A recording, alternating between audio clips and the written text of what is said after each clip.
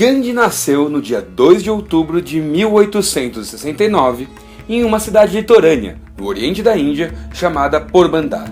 Gandhi pertencia a uma casta conhecida como Vaishyas, que nada mais eram do que os responsáveis pelas atividades comerciais na Índia.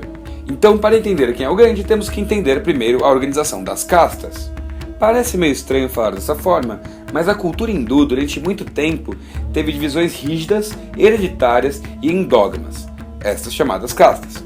De acordo com o hino Rig Veda, o documento mais antigo da literatura hindu, que fala sobre o sacrifício do deus Purusha e de como dele se originaram as castas. Da boca de Purusha nasceram os Brahmanes, que teriam a função e a responsabilidade do sacerdócio e da erudição.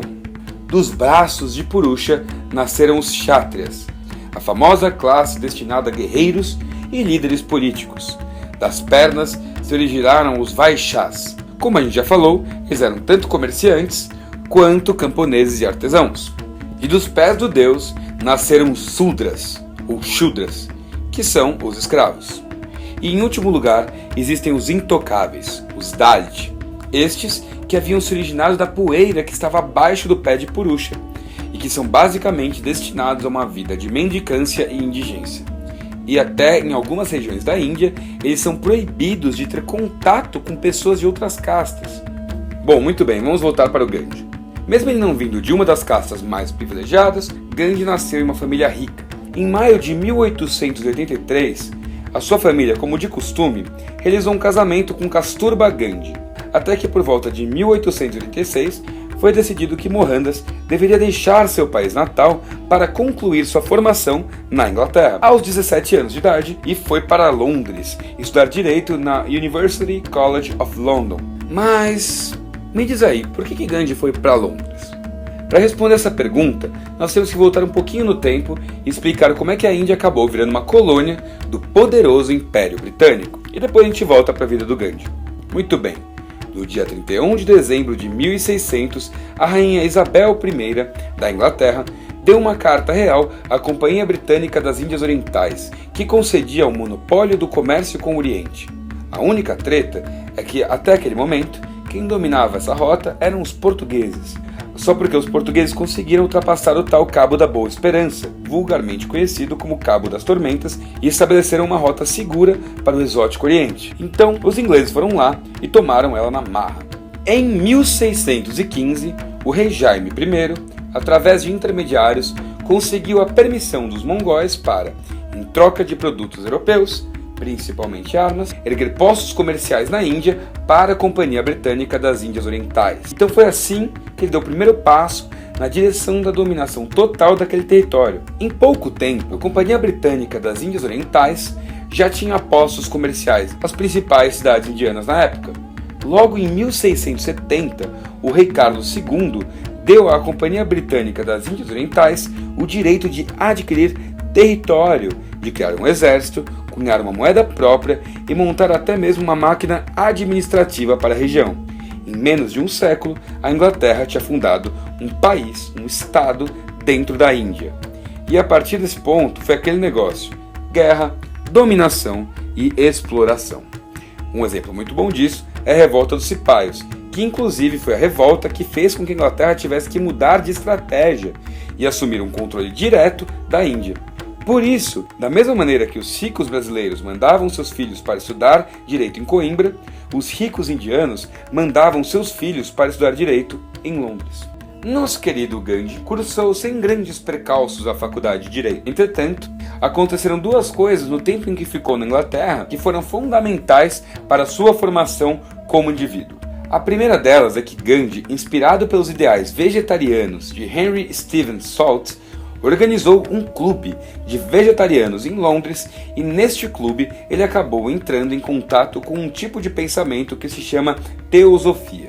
A segunda é que, durante seus anos na Inglaterra, Mohandas leu pela primeira vez, através de uma tradução para o inglês, o Bhagavad Gita, um texto religioso que retrata o diálogo de Krishna com Arjuna. Arjuna, que era um guerreiro confuso sobre o seu dever e que é iluminado diretamente pelo Krishna nos princípios da autorrealização. E no futuro, tanto o texto do Bhagavad Gita quanto o Sermão da Montanha de Cristo, do Evangelho Bíblico, acabaram por se tornar grandes guias espirituais para Gandhi.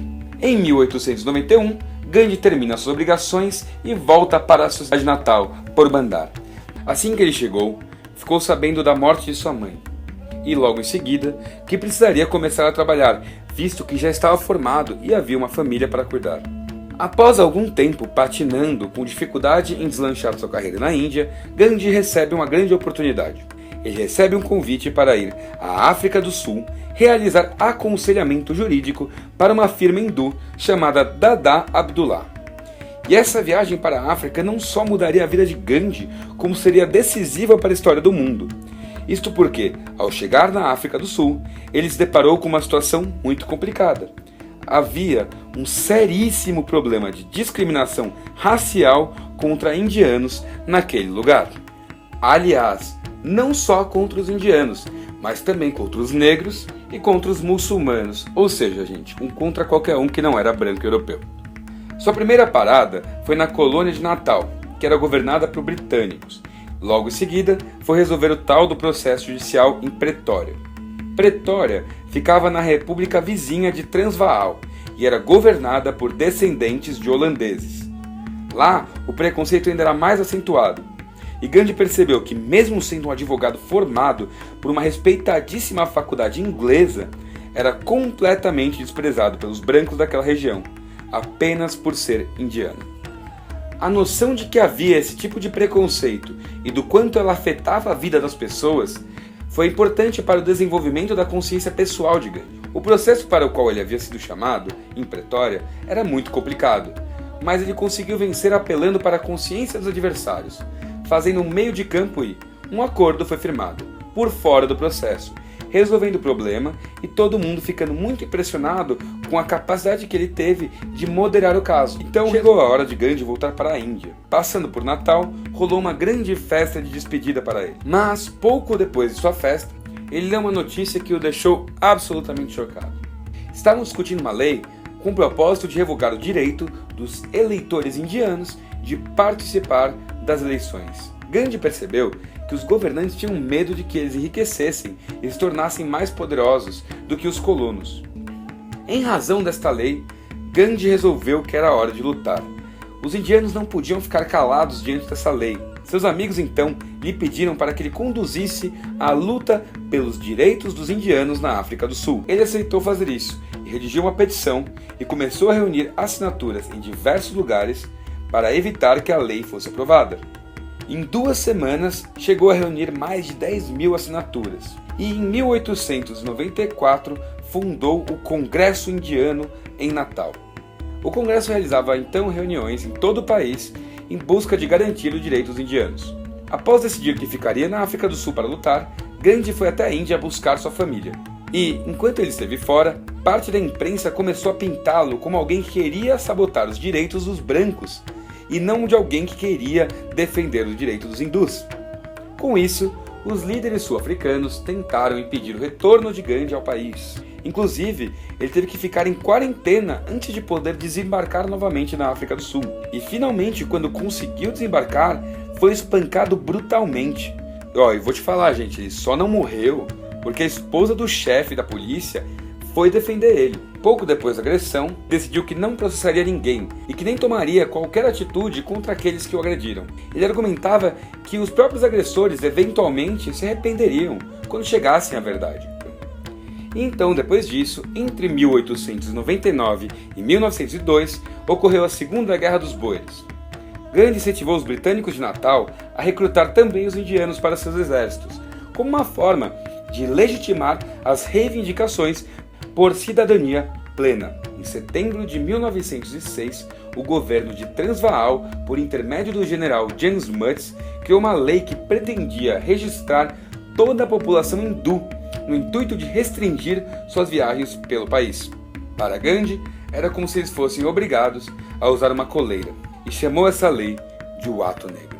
Entretanto, neste momento, Gandhi já estava muito apegado a 2 preceitos filosóficos: a Ahimsa, que significa não violência, e Satyagraha, que é amor à verdade. Então ele passou a usar da estratégia da desobediência civil. Mas como é que funciona essa desobediência civil? Simples. O governo ordena, eles não obedecem. Partindo da premissa de que todos estavam juntos nesse protesto, isso teria que funcionar. Quando a lei entrou em vigor, em 1907, o governo ordenou que todos aqueles que não se registrassem fossem presos. Gandhi, então, foi preso. Mesmo com sua prisão, os protestos continuaram e a desobediência civil continuou funcionando. Dos 13 mil indianos existentes na província, 2.500 foram presos e outros 6 mil fugiram. Conforme escalou a situação, Gandhi foi chamado para fazer um acordo. O general Smuts disse que, se os indianos se registrassem voluntariamente, a proposta da lei seria retirada. Gandhi então aceitou o acordo e foi voluntariamente se registrar e acabou sendo novamente espancado. E mais uma vez, Gandhi não prestou queixa contra seus agressores. Mas o governo resolveu dar para trás e, mesmo com ele se registrando, resolveu não cumprir o acordo e não retirou a proposta da lei. Gandhi queimou seu registro e incitou mais uma vez os protestos. Mais pessoas ainda aderiram à sua causa.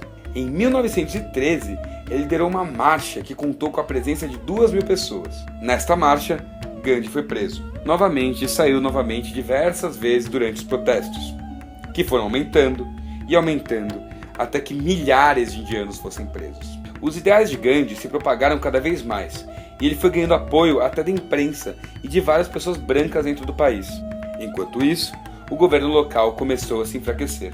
Até que em janeiro de 1914, Gandhi e Smuts assinaram um acordo provisório.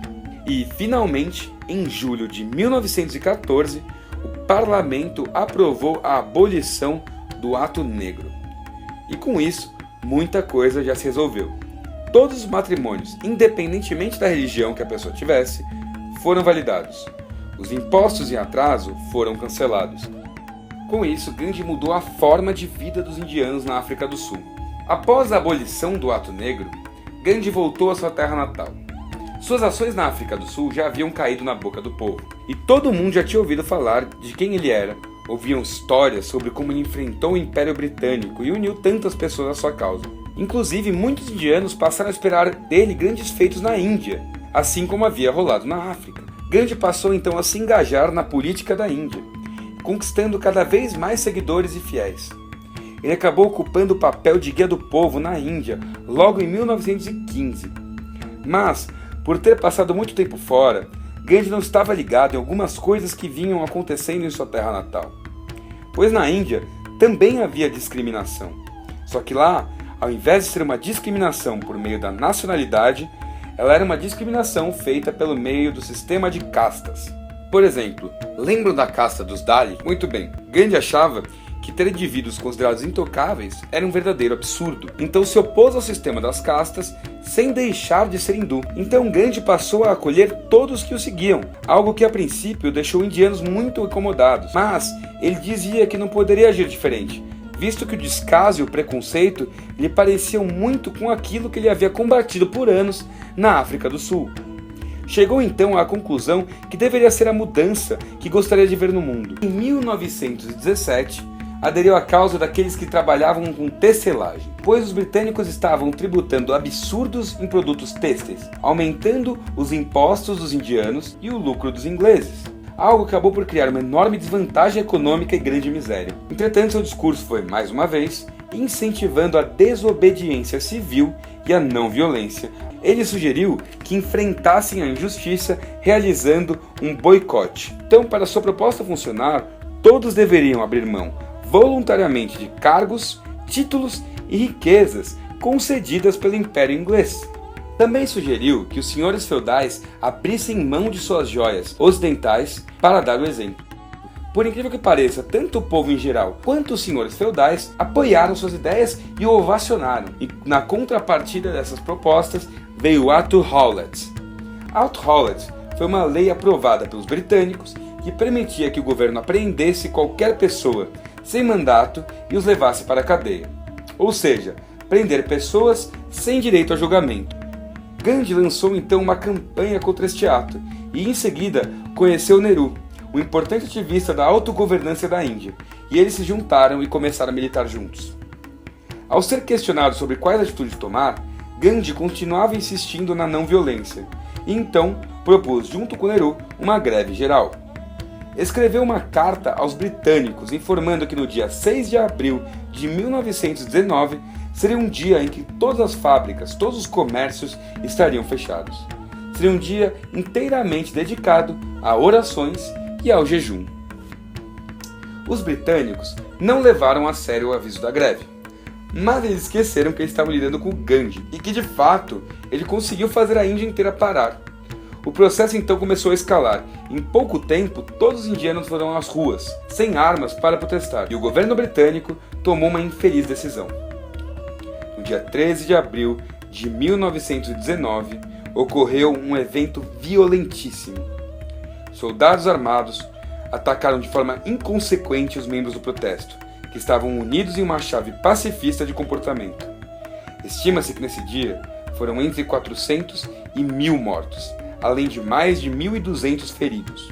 Mesmo continuando firmes na não violência, os atos do governo foram ficando cada vez mais e mais violentos. A reação foi aumentar os boicotes, qualquer produto de origem britânica. Eles começaram a queimar esses produtos na fogueira, e os indianos passaram a fazer 100% de suas próprias roupas. Mas ainda havia muitas diferenças ideológicas entre os protestantes, o que acabou desenvolvendo um monte de conflito ao longo do tempo. O governo então culpou Gandhi pela onda de violência que estava acontecendo e o prendeu mais uma vez por perturbar a paz e a ordem. O cárcere durou 2 anos. Logo depois de ser solto, já retornou ao movimento pela independência da Índia. Mas ele encontrou um movimento totalmente dividido, pois havia uma grande parcela muçulmana dentro da Índia que não se sentia bem representada pelo movimento.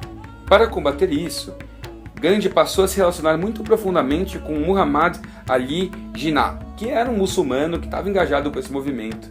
Paralelamente ao movimento da independência, começou a acontecer outro abuso, que era o de que o governo britânico passou a proibir que indianos fabricassem sal. Um produto que começou a ficar muito caro e que era fundamental para a preservação dos alimentos, consequentemente para a sobrevivência da população. Então Gandhi voltou seus olhos para a lei do sal e resolveu novamente realizar uma marcha, esta até o mar, para fabricar seu próprio sal, que teria um total de 124 milhas, o equivalente a 200 quilômetros feitos a pé, e que iria demorar mais de 24 dias. Essa marcha chegou ao litoral do Oceano Índico no dia 6 de abril de 1930, com mais de 5.000 pessoas. E ao chegar lá, Gandhi e seus seguidores pegaram panelas, colocaram água do mar e foram deixando secar sob o sol. Como produzir sal era ilegal, obviamente o governo reagiu. Autorizaram o uso da força e da prisão para qualquer um que estivesse fabricando seu próprio sal. Porém, em um determinado momento, tanta gente tinha se juntado ao movimento e acabado presa que as prisões lotaram, o que estimulou ainda mais a revolta do povo, sua insurgência contra a metrópole inglesa. A arbitrariedade do Império Inglês e suas escolhas começaram a queimar o filme da Inglaterra no âmbito mundial, e a imprensa divulgou que a Marcha do Sal havia sido um imenso triunfo por parte da Índia. Gandhi foi chamado para uma reunião em Londres, no ano de 1931.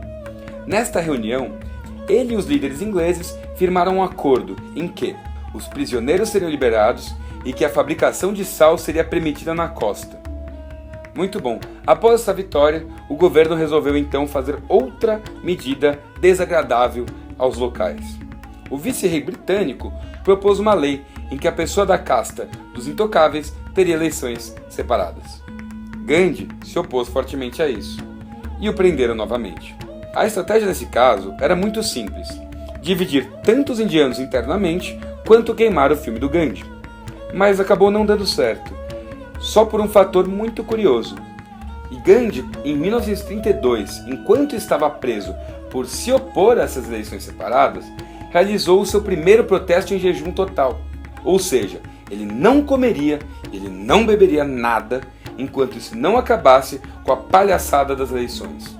A falta de nutrientes fez com que ele fosse enfraquecendo e chegando cada vez mais perto da morte. E como ele era um cara querido, começou a rolar grande comoção por seu jejum. A Índia inteira se uniu. Em razão da pressão popular, foi assinado o Pacto de Puna, que acabava com o projeto das eleições separadas e de quebra resolveria o jejum de Gandhi. E em seguida veio outro enfraquecimento do Império Inglês, a Segunda Guerra Mundial. Durante a Segunda Guerra Mundial, Gandhi passou a militar cada vez mais forte pela independência da Índia. Os indianos deixaram bem claro que não apoiariam a causa britânica na guerra se eles não dessem autonomia imediata à Índia, o que implicava em não ajudar a frear a ameaça nazista, mas que também não se enfraqueceram tanto quanto a Inglaterra durante a Segunda Guerra Mundial. E então, em 1946, no ano seguinte ao final da guerra, após muita luta, foi concedida a autonomia da Índia, e eles conseguiram a sua independência. Enquanto isso, vocês lembram do problema que havia rolado no passado entre hindus e muçulmanos? Bom, Gandhi queria unir todos, mas nesse caso era muito difícil. Afinal de contas, ele entendia o porquê da galera muçulmana reclamar, e Gandhi tentava realmente encontrar um diálogo para os dois grupos. Isso começou a gerar um grande problema e muitos começaram a falar que Gandhi estava traindo os hindus pelos muçulmanos. A treta entre os hindus e muçulmanos se acentuou pela representatividade de cada cultura no governo, levando, eventualmente, à divisão do país. Os hindus ficaram com a Índia e os muçulmanos pegaram uma parte do território e fundaram outro país, com autonomia política, chamado Paquistão. Só que acabou começando a rolar muita violência, especialmente na fronteira. Os hindus que ainda estavam no Paquistão eram massacrados, enquanto os muçulmanos que estavam na Índia também. Foi uma onda enorme de violência, especialmente na cidade de Calcutá. Gandhi começou o seu jejum mais uma vez. Prometeu que não comeria enquanto não houvesse paz entre os dois lados do conflito. E ele inicia o jejum no dia 13 de janeiro de 1948. Os muçulmanos hindus fizeram um tratado de paz e largaram suas armas pelo fim da greve de fome de Gandhi. Claro, nem todo mundo gostava das mudanças que ele estava trazendo. E no dia 20 de janeiro houve um primeiro atentado contra sua vida, mas ele sobreviveu. E no dia 30 de janeiro, um hindu radical chamado Nathuram Godse atirou nele, pois acreditava que ele era responsável pelo enfraquecimento do governo indiano diante do Paquistão. Dessa vez, não havia chance para a sobrevivência. Gandhi morreu no dia 30 de janeiro de 1948, às 17 horas e 17 minutos, na cidade de Nova Delhi. Seu último desejo, já no leito de morte, foi que seu assassino não fosse punido. Um desejo que não foi concedido. O assassino foi condenado à morte por enforcamento. Gandhi foi cremado, cercado por sua família, amigos e pelo povo que ele passou a sua vida inteira tentando libertar.